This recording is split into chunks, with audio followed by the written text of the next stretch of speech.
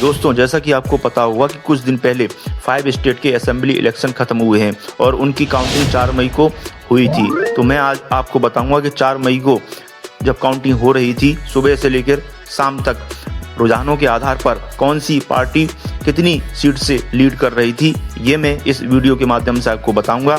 तो साथियों, सबसे पहले मैं आपको बताऊंगा और आपको पता भी होगा कि सबसे पहले जब काउंटिंग शुरू होती है तो पोस्टल बैलेट की काउंटिंग शुरू होती है। पोस्टल बैलेट मतलब जो स्टेट गवर्नमेंट एम्प्लॉई हैं, केंद्रीय कर्मचारी हैं, सीनियर सिटीजन हैं, पुलिस वाले हैं, इनके वोट मतदान पोस्टल बैलेट के जरिए इलेक्शन से पहले ही डलवाए जाते हैं। तो सबसे पहले इन्हीं की काउंटिंग होती है, जो कि सुबह 8 बजे से 9 बजे तक चली थी और 9 बजे से ईवीएम की काउंटिंग शुरू हो गई थी। तो साथियों, 8:30 बजे रुझान क्या कह रहे थे ये मैं आपको बताऊंगा। 4 तारीख को सुबह 8:30 बजे रुझान के अनुसार कौन सी पार्टी कितनी सीट से आगे चल रही थी ये मैं बताऊंगा। तो साथियों, सबसे पहले मैं आसाम को लूंगा।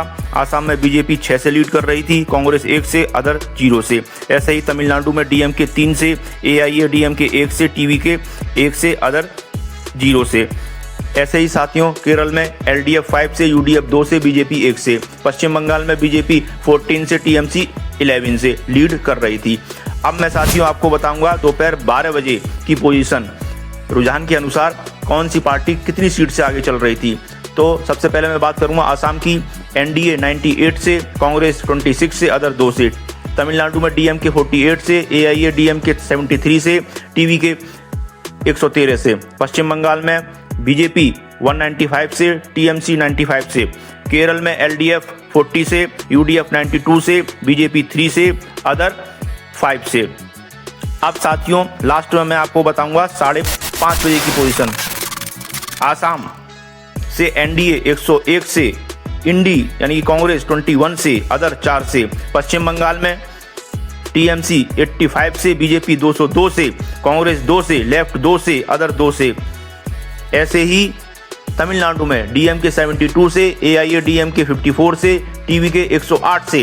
केरल में एलडीएफ 35 से, यूडीएफ 98 से, एनडीए 3 से, अदर 4 से।